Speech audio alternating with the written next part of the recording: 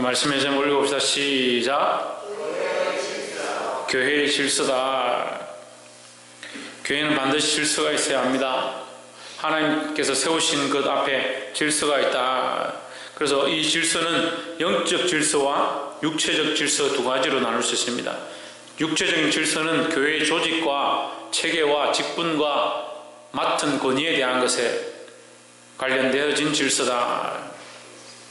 영적 질서는 뭐냐? 말씀과 영적 치리와 교통하는 것들과 교회 안에 기도와 방언과 예언에 대한 것들이다. 그래서 우리가 아무렇게나 기도하면 되고 아무렇게나 예언하면 되고 아무렇게나 방언하면 된다, 그렇게 생각하면 안 됩니다.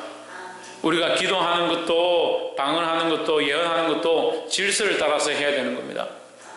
그래서 막무가내로 오늘 만약에 우리가 지금 앞에서 대표자가 나와서 오늘 천정아 집사님 나와서 대표로 기도를 했는데, 기도를 하고 있는데 막무가내로 지금 은혜 충만하다가 혼자 벌떡 일어나가지고 방언을 막 한다면 그건 교회 질서를 어지럽히는 것이다. 만약에 그렇다면. 그런데 혼자 앉아서 기도하는데 혼자 저기 구석에 앉아서 방언으로 기도한다, 그리고 여기도 혼자 앉아서 방언으로 기도한다, 그거는 상관이 없는 겁니다. 그거는 자기가 각자 하나님 앞에서 기도하는 것이고, 근데 한쪽에 방언이 있으면 다른 방언은 잠잠하라. 물론 그건 이제 순차와 질서를 따라서 하기 위한 것이고, 특별히 방언하는 것은 무엇을 하기 위하여? 무엇을 하기 위하여? 통변하기 위하여. 통변하기 위하여. 방언을 하는 것에 집중하지 말고 하나님께서 이 방언을 통해서 무슨 말을 말씀하시는가, 결국 우리가 알아듣지 못하는 말을 하나님 뜻을 알게 되어지는 것이 기쁨인 것처럼, 우리가 주의 말씀을 잘 알지 못하는 이 말씀을 해석해서 주의 뜻이 무엇인가 볼 때 우리 안에 기쁨이 있는 것처럼 방언도 마찬가지다라는 거죠. 근데 방언하는 것 자체에 매이면 안 돼요. 방언하는 것 자체에. 방언을 사모하되 거기서 뭘 발견해야 되냐? 하나님의 마음과 하나님의 뜻을 발견하는 것이 목적이지, 방언하는 것 자체가 목적이 아닙니다. 근데 이걸 잊어버리니까요, 자꾸 착각합니다. 누구는 방언하는데 나는 방언 못하니까 부끄럽다, 그래서 나도 비슷하게 해야지. 천만에 말도 차라리 안 하는 게 낫다는 거예요. 그래서 성령을 거스르는 거예요, 자기가 억지로 방언하면. 그래, 이건 정말 무지한 짓들을 하는 거예요. 무지한 짓들을. 그러니까 영적 질서를 모르니까 영적인 질서 없이 막 기도하고 아무렇게나 하는 것도 문제고, 육체적인 질서를 모르니까 어리석은 것 가운데 하나님의 종을, 하나님 세우신 종을 함부로 대하고 말을 함부로 하고, 주께서 세우신 질서를 무너뜨리는 그런 것들을 하고 있으면서 잘하고 있는 줄 착각하는 것, 그것이 이미 무지한 모습이다. 교회는 이 육체와 영적인 질서가 있다는 것을 아시고, 특별히 하나님을 위하여 하나님의 이름을 위하여 이 질서를 바로 세우기를 주의 이름으로 축복합니다. 5장 1절에 늙은 이를 꾸짖지 말고 권하되 아버지에게 하듯 하며 젊은이에게는 형제에게 하듯 하고 했습니다. 자, 두 가지, 이 말씀은 두 가지인데요. 첫 번째는 늙은이에게, 그러니까 노인들을 꾸짖지 말고 권면하라. 그러니까 너희가 어린 사람이 노인을 함부로 꾸짖을 수 없다, 이 말이죠. 다시 말하면 노인을 잘 공경해라. 그들이 혹시 실수한다 하더라도 권하되, 그러면 어떻게 권해야 되겠습니까? 그렇죠, 말씀으로 권해야 되죠.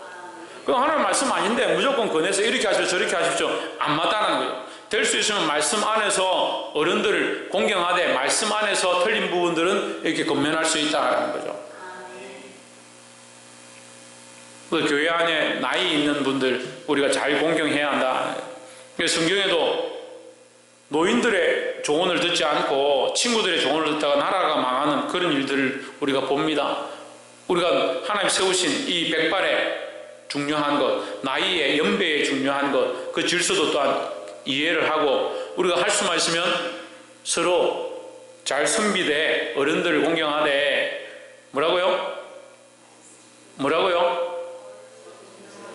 안 듣고 있네. 뭐하되? 어른들을 공경하되, 우리가 권면해야 될 것이 있으면 무엇으로? 말씀으로 권면해야 된다.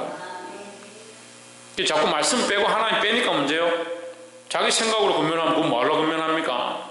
생각이 다 다른데. 선거 얘기를 안 하려고 하는데 어떤 사람 1번 찍는 게 나라를 구하는 것이다, 어떤 사람 2번 찍는 게 나라를 구하는 것이다, 어떤 사람 7번 찍는 게 나라를 구하는 것이다. 저기 41번까지 있더라고. 자기 생각대로 하는 거지. 그게 뭐, 그게 근면에 그게 법이다. 그게 어디 있습니까? 하지만 하나님 안에서 우리는 서로 뭘 해야 된다? 말씀으로 서로 경면하는, 말씀으로. 아버지에게 하듯 하며 했습니다. 그러니까 노인을 공경하는데 어떻게? 아버지에게 하듯, 어른에게 하듯 해야 된다. 젊은이에게는 형제에게 하듯 하고 했습니다. 젊은이라고 젊다고 어리다고 함부로 대하지 마라 이 말이에요. 예. 젊은이라도 너희보다 어린 자라도 누구에게 하듯? 형제에게 하듯 우리 꾸짖고 책망하되 어떻게? 형제에게 어떻게 합니까? 형제에게 어떻게 합니까? 아니 한국 사람 아니에요? 상관 어른들 몰라요. 형제에게 어떻게 합니까? 부모에게 공경하고 형제에게 뭐 합니까? 우애하죠. 우애 속에 뭐가 있습니까? 사랑이 있는 거죠. 사랑. 예. 그 형제에게 우애하는 겁니다. 사랑으로 하는, 사랑으로 하라는 거죠. 감정으로 하지 말고 형제 가운데 연약함이 있으면, 또 젊은이들이 연약함이 있으면 잘못되어진 길을 가면 하나님 말씀으로 사랑하는 마음으로 그들을 건면해라 하는 겁니다. 2절에 늙은 여자를 어머니에게 하듯 하며 했습니다. 그러니까 나이 드신 어른이나 또 여자나 남자나 어떻게 아비나 어머니에게 하듯이 해야 된다. 함부로 하지 말라는 거죠. 근데 오늘날 이 말씀이 좀 어렵습니다. 왜냐하면 오늘날 젊은이들은 어미와 아비를 우습게 생각하는 사람들이 많이 있으니까, 다 그렇다는 건 아니지만 아비와 어미를 우습게 얘기는, 심지어 아비와 어미를 자기를 위해서 사용합니다. 그러니까 이게 말씀이 우리에게 지금 접목하는 게 오히려 어려울 수 있다는 거예요. 나이 드신 남자 어른과 여자 어른들을 다 어떻게 공경하는데 어떻게? 부모에게 하듯이 하라. 젊은 여자에게는 온전히 깨끗함으로 자매에게 하듯 하라 했습니다. 젊은 여자에게 왜 깨끗하게 하라? 이게 정결하게 하라. 정결하게. 그 음란함을 품지 말고, 여자들이 젊고 아름답고 예쁘다고 해서 그 성도들을 대할 때 음란하게 대하지 말고 우리가 서로 깨끗하게 해야 된다. 깨끗하게. 그래서 우리 성도들이 서로 간에 서로를 뭐 아끼고 위해줄 수는 있지만 자매처럼 생각해. 자매처럼 생각할 수 있어야지. 그 음란하게 생각하고 이상하게 생각하고 그건 아니다는 거예요. 그리스도 안에서 온전히 어떻게 하라? 깨끗함으로 하라. 깨끗하다는 것은 결국 정결을 얘기하는 겁니다. 정결을. 그리스도께서 여자들을 대할 때 그들에게 정결하게 대하셨던 것처럼 우리 또한 정결함으로 서로 대해야 된다는 겁니다. 3절에 참 가부인 가부를 경대하라, 존대하라 했습니다. 자, 우리가 여기 잘 못 보던 단어가 나오는데 참 가부라. 참 가부다. 참 가부는 직분은 아니지만 우리가 여기서 이해하기 편하게 하기 위해서 직분처럼 생각하면 됩니다. 교회의 한 특별한 직처럼 생각하면 됩니다. 그래서 교회에 특별하게 60년 이상 교회를 섬기고 교회 안에서 가부되어진 자, 혼자 되어진 자들을 너희가 존귀한 자로 세워라 이 말이죠. 장로를 지금 우리가 3장, 4장, 5장 오면서 계속 장로와 권사와 집사들에 대해서 얘기하는 것처럼 여기도 교회 안에 질서와 직분에 대해서 얘기하는데, 교회의 참 가부를 우리가 세우고 그들을 존대히 여겨라. 그럼 참 가부는 뭐냐? 가부죠. 가부. 남편이 없는 자인데 하나님의 교회를 사랑하고 위하여 기도하여 힘쓰는 자, 전심으로 교회를 위하여 충성한 자, 그런 자들을 참 가부로 세워라. 그래서 세우는데 그들을 어떻게 대하라? 존귀하게 대우해라. 존귀하게 대우해라. 4절에 만일 어떤 가부에게 자녀나 손자들이 있거든 그들로 먼저 자기 집에서 혀를 행하여 부모에게 보답하기를 배우게 하라. 그러니까 참 가부가 있고 그 가부의 자녀들이 있으면 그 자녀들을 어떻게 하라? 잘 가르쳐야 된다. 어떻게 가르치냐? 부모를 공경하도록 가르쳐라. 이 말을 왜 합니까? 가부된 자들은 멸시를 당하기 쉽다. 가정에서든 밖에서든 멸시를 당하기 쉽다. 남편이 없으니까. 남편이 같이 있으면 자식들이 함부로 하면 이놈 어디 어머니한테 그렇게 하느냐, 이거 책망할 수 있죠. 근데 그걸 해줄 사람이 없으니까 가부는 혼자 되어서 어렵다는 거죠. 그러니까 믿음의 가부도 있습니다. 믿음으로 사는데 남편이 예수 믿지 않고 함께 하지 않은 자들이 있습니다. 하지만 믿음으로 된 가부들, 자녀들도 우리가 가르쳐야 됩니다. 어떻게? 어머니를 잘 따라 공경해라. 말씀을 따라 순종해라. 남자는 믿지 않으니까 너희의 생각과 같을 수 있지만 어머니는 하나님 바라보고 나아간다. 그러니까 너희가 어머니를 따라가라. 이렇게 가르쳐야 되는 거예요. 가부에게, 만일 어떤 가부에게, 이건 교회 안에입니다. 예, 우리가 단어가 빠져있죠. 교회 안에 있는 어떤 가부에게, 그럼 이 가부는 뭡니까? 교회 안에서 충성하는 가부에게 자녀나 손자들이 있거든. 너희는 그들에게 먼저 뭘 가르쳐라?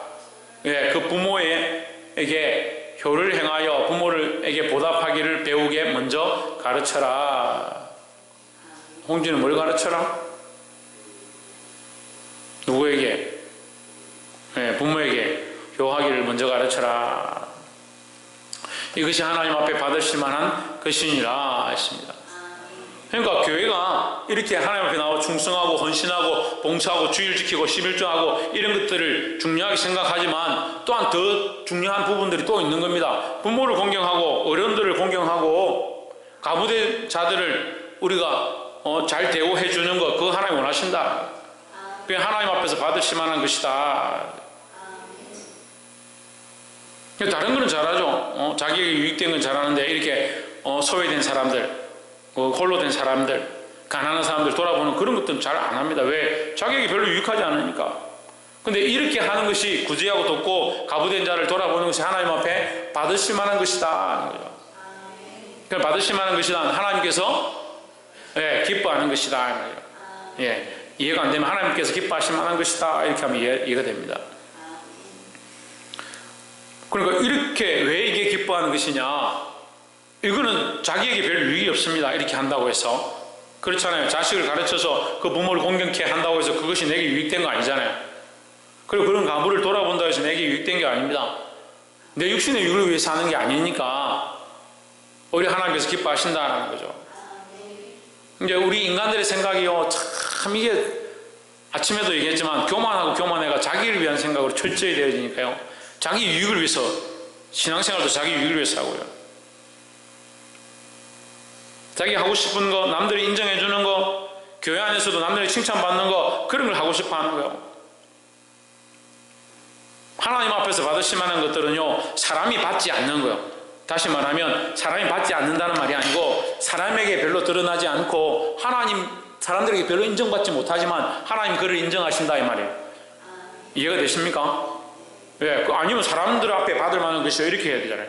하나님 앞에 받으실 만한 것이란 사람들은 잘 몰라줘도, 그러니까 소외되고 가난한 사람들 도와주고 구제하는 일은 오히려 사람들 앞에 교회가 한 게 뭐 있냐 이렇게 소리 들을 수 있지만 하나님 앞에서는 하나님 아신다라는 거죠. 그러니까 우리는 하나님 앞에서 하나님 받으실 만한 일들을 행해야 된다는 겁니다. 때로는 우리가 이것에 대해서 사람들이 손가락질하고 알아주지 않고 인정해주지 않는다 하더라도 우리는 철저하게 하나님 앞에 서서 하나님 받으실 만한 것을 드릴 수 있는 자들이 되기를 주의 이름으로 축복합니다. 5절에 참 가부로서 외로운 자는 하나님께 소망을 두어 주야로 항상 간구와 기도를 하거니와 하십니다. 참 가부가 되어서 자기를 돌아볼 자가 없고 자기와 함께할 자가 없는 그런 자들은 오히려 무엇을 찾느냐? 하나님께 소망을 둔다. 그래서 하나님 앞에 나와 간구와 기도를 한다는 겁니다. 여러분, 우리가 하나님 앞에 특별히 믿음에 홀로 되신 분들은 하나님께 소망을 두고 항상 간구와 기도를 힘쓰시기를 주의 이름으로 축복합니다. 6절에 향락을 좋아하는 자는 살았으나 죽었느니라 했습니다. 자, 참 가부와 향락을 좋아하는 자, 이렇게 하면 이해가 좀 어렵고, 참 가부와 하나님 앞에 별 거짓 가부, 이게 별로 참 가부가 아닌 자, 그러니까 하나님 앞에 인정받고 참 가부로서 정말 신실하게 믿음을 지키는 사람과 그렇지 못한 자, 가부 중에 하나님 앞에 믿음을 잘 지키지 못하고 육체를 따라 사는 자, 육체의 향락을 좋아하는 자는, 그런 가부는 이 말이에요. 가부가 빠졌죠. 그런 가부는 살았으나 몸은 살았지만 영은 어떻게 했다? 죽었다. 영은 죽었다. 왜? 하나님 받으실 만한 삶을 사는 게 아니고 사람이 받을 만한 자기 육체를 위한 삶을 살고 있으니까 뭘 즐기느냐? 향락을 즐긴다. 당장 살아가는데 육체의 향락을 즐긴다. 육체의 낙을 즐기지만 참 가부는 육체의 낙은 내려놓고 영적 낙을 위하여 하나님 앞에 항상 기도와 간구를 힘쓴다 말이죠. 어느 게 더 귀하겠습니까? 왜? 사람들이 인정해 주지 않고 이것도 잘 몰라요? 듣고 있나 안 듣고 있나? 마이크가 잘 안 들려요? 사람들에게 인정받고 향락을 즐기고 육체의 쾌락을 즐기는 이것에 빠지지 말고 하나님 앞에서 사람이 인정해 주지 않아도 하나님 인정해 주시는 자리를 사모하길 바랍니다. 7절에 내가 또한 이것을 명하여 그들로 책망받을 것이 없게 하라. 이러한 것들을 벗어버리고 하나님 앞에 기도와 간구를 힘써라. 이것을 가르쳐라 이 말이에요. 8절에 누구든지 자기 친족 특히 자기 가족을 돌보지 아니하면 믿음을 배반한 자요 불신자보다 더 악한 자니라 했습니다. 자, 이 말씀이 어렵지만 어렵지 않습니다. 예수 그리스도를 믿는 자들은요, 하나님 안에서 믿음으로 살아가는 자들은요, 이 안에 뭐가 불타오르냐, 이 복음을 전하고 싶은, 예수 그리스도를 소개하고 싶은 이 마음이 불타올라서 견딜 수 없는 거예요. 그럼 이 복음에 불타고 예수 그리스도를 사랑하는 이 믿음을 전하는데 불타오르는데 이걸 누구에게 전하겠습니까? 누구에게 전하겠습니까? 왜? 누구든지 자기 친족과 특히 자기 가족, 특히 이 복음, 이 불타오르는 예수 그리스도를 향한 이 믿음을 누구에게 전하냐? 자기 가족과 자기 친족에게 전하는 것이 당연하다는 거죠. 근데 믿음이 있다 하고 하나님의 자녀라 하고 참 하나님의 백성이라 하는데 자기 가족들을 구원하지 아니하고 돌아보지 않고 자기 친족을, 특히 자기 친족을 돌아보지 아니하면 믿음을 배반한 자다. 그 믿음이 거짓말이다 이 말이에요. 믿음이 있다 하는데 자기 가족들에게 돌아보지 않는다. 이걸 가족을 공경하는 걸 얘기하는 게 아니에요. 그들을 어떻게 돌아보는 겁니까? 내가 믿음으로 그리스도를 바라보고 있으면 그리스도를 바라보는 그 믿음을 이 사람들에게 돌아보는 거예요. 그리고 내가 그리스도를 바라봤으니까 너희들이 그리스도를 바라보기 원한다. 그래서 예수님이 나를 믿는 자는, 여기 믿음에 대해서 얘기하니까 나를 믿는 자는 그 배에서 뭐가? 생수의 강이 흘러나니까 생수의 강 가지고 뭐합니까? 자기 혼자 물 마시고 헤엄치려고 지금 생수의 강이 흘러나는 거예요. 예수 그리스도를 믿는 자는 그 배에서 생수의 강이 흘러나니까 이 생수의 강이 흘러가는 곳마다 믿지 않는 자들이, 수많은 사람들이 돌아와서 그 생수의 강을 먹고 생수의 물을 마시고 예수 그리스도를 만나게 하는 그 역할을 하라고 생수의 강이 흘러나는 거예요. 이 생수의 강이 예수 그리스도고 이 생수의 강이 복음이고 이 생수의 강이 말씀이라는 거죠. 그리고 내가 믿음이 있다고 믿는다면, 예수 그리스도를 믿는다면 내 배에서 생수의 강이 흘러나서 누구를? 내 가족과 내 친족과 더 나아가서 사마리아와 예루살렘과 사마리아와 땅끝까지 이르는 내 증인이 되리라. 온 유대와 사마리아와 나도 헷갈리네. 처음에 오직 성령이 임하시면 너희가 건너를 받고 온 유대와 예루살렘과 사마리아와 땅끝까지 이르는 내 증인이 되리라. 이게 점층적이네요. 점층적인. 자기에게 가까운 이들에게 먼저 복음을 전한다. 그러니까 특히 자기 가족을 돌보지 아니하면, 특히 믿음이 있다 하는데 자기 가족에게 복음을 전하지 않으면 믿음을 배반한 자요 불신자보다 더 악한 자니라 했습니다. 첫 번째는 복음이고 두 번째는 공경하고 섬기는 이 육체의 모양까지 다 포함하고 있는 겁니다. 가족들을 섬기고 부모를 잘 공경하는데 첫 번째가 복음이고, 복음으로 먼저 그들에게 접근하고 복음으로 나누고 복음으로 살리는 일을 힘쓰고 난 다음에 그 다음에 뭐하냐? 부모를 공경할 수 있어야 된다. 자식들을 돌아보는데 어떻게 돌아보느냐? 믿음으로 복음으로 먼저 하고 나서 그들을 돌보고 사랑하는 겁니다. 근데 우리는 사랑하고 자식들 돌보는 건 잘 하는데 뭘 안 합니까? 복음으로 가르치고 권하는 걸 잘 안 합니다. 그러니까 잘못하면 불신자보다 더 악한 자가 되는 겁니다. 이 구원의 일에, 이 복음의 일에 하나님의 자녀로 믿음을 배반한 자가 되지 말고 믿음을 드러내는 자들이 되기를 주의 이름으로 축복합니다. 9절에 갑으로 명부에 올릴 자는 했습니다. 이게 참 가부죠. 참 가부는 명부에 올려야 된다.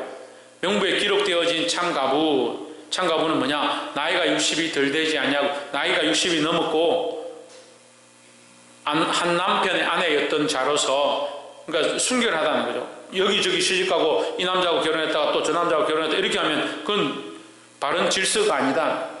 육체의 향락을 따라서 쫓아갔기 때문에 그 사람은 합당치 않다. 그러니까 나이가 충분히 되고 또 교회에서 존경받고 늘 기도와 간구를 힘쓰고 하나님 앞에 소망을 두고, 아까 말씀했죠? 하나님 앞에 소망을 두고 한 남편의 아내였던 그런 자들은 참가부의 명부에 올릴 것이다. 그러니까 교회 안에 직은 아니지만 이렇게 특별하게 그를 참 존경할 만한 사람으로, 참 따라갈 만한 참 믿음의 사람으로 우리가 이렇게 기록해 둘 수 있다. 이제 그런 얘기죠. 10절에 선한 행실에 증거가 있어 혹은 자녀를 양육하며 혹은 나그네를 대접하며 혹은 성도들의 발을 씻으며 혹은 환난 당한 자들을 구제하며 혹은 모든 선한 일을 행한 자라야 할 것이요 했습니다. 10절에 이 말씀이 뭐예요? 누구에 대해서 얘기하는 거예요? 참가부에 대해서 얘기하는 거예요. 참가부의 이런 모양들 가진 자, 선한 행실의 증거가 된다. 선한 행실로 행한 모양들이 있다. 자녀를 양육했고 나그네를 대접하고, 손 대접하는 것, 그리스도인들은 손 대접하는 것을 힘써야 됩니다. 손님을 대접하고 나그네를 대접하고 연약한 자들 대접하고 섬기는 데 힘써야 되는 거예요. 성도들의 발을 씻으며 혹은 환난당한 자를 구제하며, 내가 다 환난을 당하지 못해도 환난당한 자를 오히려 도와줘야 돼요. 교회는 환난당한 자들이 많이 있습니다. 믿음으로 살다가 가정에서 고난을 당하기도 하고 직장에서 고난을 당하기도 하고 그런 사람들 도와주면 되는 겁니다. 혹은 모든 선한 일을 행한 자라야 할 것이요. 그러면 참 가부이거나 참 믿음으로 서신 사람들이 지금 이 모습을 자기에게 비교해 보면 되는 거예요. 11절에 젊은 가부는 올리지 말지니 했습니다. 60이 넘어야 된다. 왜? 이는 정력으로 그리스도를 배반할 때 시집가고자 함이니 했습니다. 젊은이들은 외로움을 많이 타고 육신의 이 정력을 이기지 못해서 시집가고자 하는 것이 많다. 그래서 그들이 참 가부인지 계속 하나님의 영광을 위하여 기도와 간구에 힘쓰는 자인지 지켜봐야 돼요. 그래서 젊어서 무조건 시키지 마라. 명부에 올리지 마라. 이 말이죠. 12절 처음 믿음을 저버렸으므로 심판을 받느니라 했습니다. 처음에는 믿음으로 살겠다 했다가 변질될 수 있다. 가부들이 다 그렇다는 게 아니고, 여러분 말씀 오해하면 안 됩니다.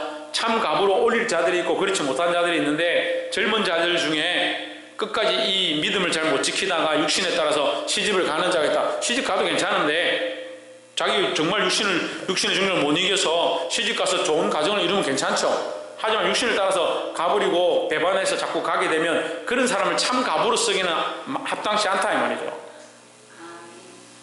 처음 믿음을 저버렸으므로 정죄를 받느니라. 이런 이들도 있다.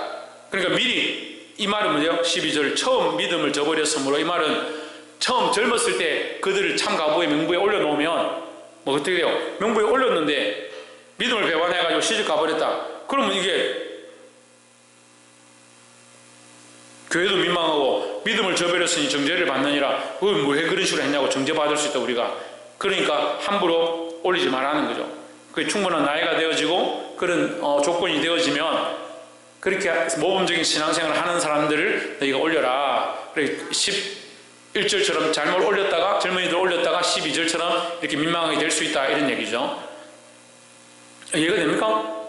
네, 제가 좀 어렵게 설명하는 것 같기도 한데, 젊은 가부들은 시집 갈 수 있습니다. 가는 것 자체를 책망하는 게 아니에요. 하지만 그들을 함부로 참 가부로 올리게 되면 그들이 배반하고 육신으로 가버리면 너희도 정죄를 받고 교회도 민망하고 믿음을 저버리는 그런 상황이 되니까 젊은 가부는 함부로 올리지 마라. 이 말을 정리한 거예요. 13절에 또 저희가 그들은 게으름을 익혀 집집으로 돌아다니고, 참 가부가 아닌 자들 있죠.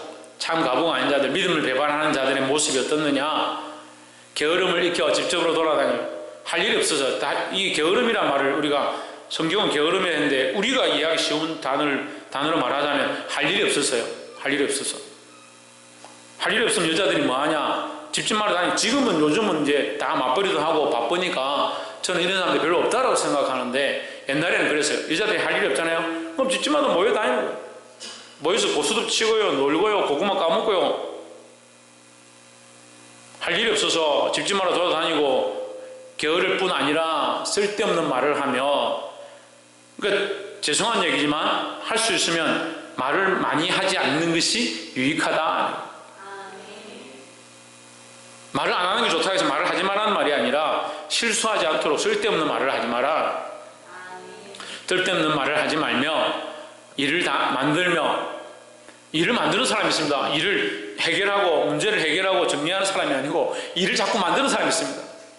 교회 안에 자꾸 싸움을 붙이는 사람들이 있습니다.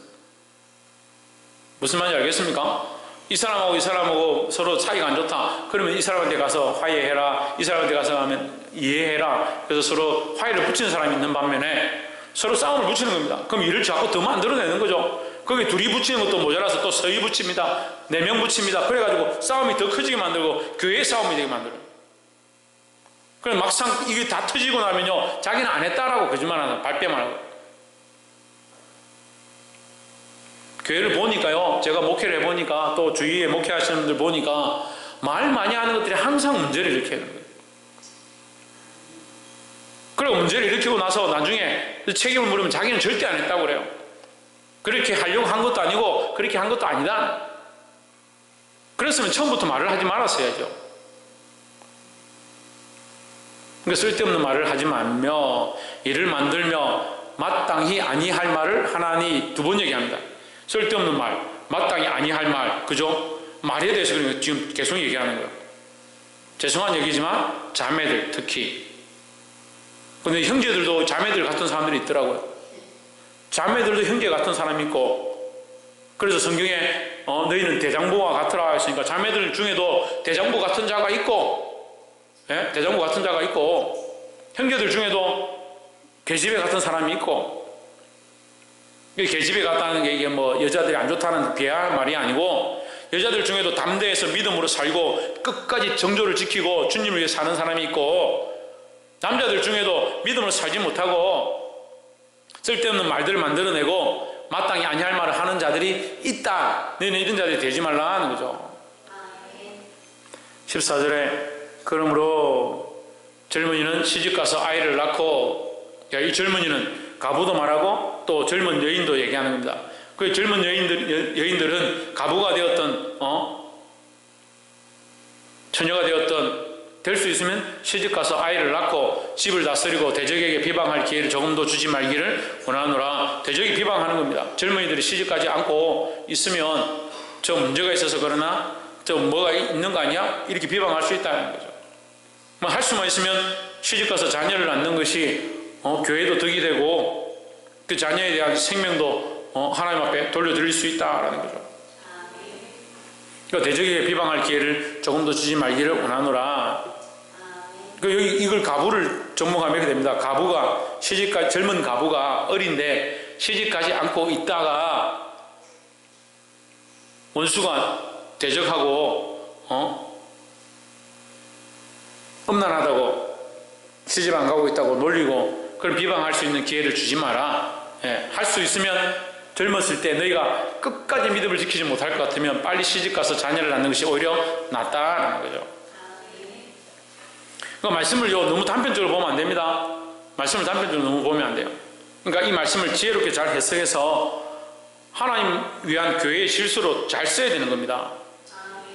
젊은 아가씨가 시집갔다 오자마자 지금 가부가 되었는데 60년 70년을 우리가 100살까지 산다면 20대 초중반에 시집갔다가 20대 초중반에 요즘 잘 시집 안 가죠. 30대 초반에 결혼해가 시집갔다가 잘못해가 우리 교회는 없으니까 하는 거예요. 시집갔다가 가부가 됐다. 그럼 100살까지 살려면 몇 년 살아요? 70년 살아요. 30년 살고 결혼했다가 가부됐는데 70년 살아야 되는 거예요. 그러니까 얼마나 여기저기 이게 유혹이 많고 고난이 많고 환란이 많겠느냐. 그러니까 너희가 그래도 죽기까지 믿음으로 살겠다 하면 살되 그렇지 않다면 지혜롭게 빨리 시집가라. 그러니까 시집가는 것도 죄가 아니고 가지 않는 것도 죄가 아닙니다. 그죠? 그러니까 잘 이해를 잘 하셔야 돼요. 15절에 이미 사단에게 돌아간 자들도 있도다. 그 이미 사단에게 넘어간 자도 있다. 육체의 정욕을 향락을 따라가다가 세상을 따라가다가 육체의 낙에 빠져서 믿지 않는 자하고 결혼하고 세상으로 빠져버린 자도 있다. 그러니까 너희는 정신을 차리라 하는 겁니다. 그리고 이 말씀이 시집가지 말라는 게 아니고 사단에게 틈을 주지 말라는 거죠. 예, 틈을 주지 않기 위해서 빨리 시집가는 것도 방법이고 시집가지 않으려면 끝까지 싸워서 견뎌내는 것이 중요하다는 거죠. 16절에 만일 믿는 여자에게 가부 친척이 있거든 자기가 도와주고 했습니다. 여자들이 도와주는 게 낫죠. 예, 가부들을 집집마다 제가 찾아가서 도와주기 힘들겠죠. 지금 우리 교회는 그렇지 않지만 가부들이 교회에 만약에 수십 명 있다. 그럼 가부들마다 집집마다 목사님 찾아가면 이게 민망하지 않습니까? 이게 다 돌아볼 수 없는 일들도 있고 또 알지 못하는 것들도 있고 그러니까 그거는 오히려 믿는 여자들 권사나 믿음이 있는 자들이 가서 돌봐주는 것이 오히려 맞다는 거죠. 자기가 도와주고 교회가 짐지지 않게 하라. 그리고 교회가 짐진다는 말이 아까 제가 말씀드린 대로 목사나 장로가 가는 것보다 오히려 권사나 믿음의 여인들이 가는 것이 좋다. 도와주고 교회가 짐지지 않게 하라. 이는 창가부를 도와주게 하려 함이라. 자, 말씀 맺겠습니다. 사랑하는 성도 여러분, 우리가 이제 교회 질서에 대해서 다음은 이제 장로와 직분자들에 대해서 또 계속 얘기를 하는데 교회 질서 안에서 우리가 세워야 될 것들이 있습니다. 특별히 뭡니까? 정결과 순결이다. 겁니다. 교회 안에 우리가 이렇게 남자나 여자나 젊은이나 늙은이나 부모나 가부된 자들도 이 다 섞여 있습니다. 섞여 있으니까 뭐가 있어야 되냐? 질서가 있어야 되는 겁니다. 함부로 내 하고 싶은 대로 내 마음이 원하는 대로 쫓아가는 것이 아니라 하나님께서 하나님 기뻐하신 대로 바른 질서를 세우면서 나아가야 합니다. 특별히 늙은이들, 나이 드신 분들을 공경하고 남자든 여자든 나이 드신 분들을 공경하고 또 젊은이들 어떻게 하고? 젊은이들 어떻게 하고? 우애하고 사랑으로 감싸주고 어린아이들 어떻게? 어린아이들 어떻게? 부모를 공경하도록 가르치고 교회 모범이 되어지는 가부들은 명부에 올려서라도 그들을 존대하게 하고 젊은 가부들은 할 수만 있으면 빨리 시집가고 하지만 믿음으로 끝까지 살겠다 하면 끝까지 싸워서 이기든지 그렇게 하지 못하겠으면 빨리 시집가는 것이 낫다. 그죠? 그래 이거는 우리가 다른 이제 고린도전후서 말씀에도 나오지만 젊은 여자들, 젊은 청년들, 젊은 남자들 할 수만 있으면 빨리 시집가고 장가가서 자녀를 낳는 것이 낫지 육체의 정욕으로 틈타게 하는 것이 좋지 않다. 하지만 끝까지 믿음으로 정말 주를 위해 싸우겠다면 시집가지 않고 장가가지 않고 끝까지 믿음으로 끝까지 가는 것이 제일 좋다. 하지만 우리가 육체 안에 있으므로 이게 연약하니까 할 수 없는 자들은 빨리 시집가서 생명들을 낳고 그 가족들에게 복음을 전하는 것이 더 덕이 된다는 겁니다. 그러니까 어렵죠? 단편으로 가르치는 게 아니에요. 그러니까 너무 OX로 너무 배워요. 교회의 이 신앙을. 그 신학도 OX로 배우고 신앙생활도 OX로 배워서 이건 맞고 저건 틀렸다. 이렇게 해라. 그런 게 없습니다. 정말 지혜롭게 하는 거예요. 지혜롭게. 그래 뱀같이 지혜롭고 비둘같이 순결해야 된다는 거예요. 지혜로운 믿음으로 살아서 승리하기를 주의 이름으로 축복합니다. 기도하겠습니다.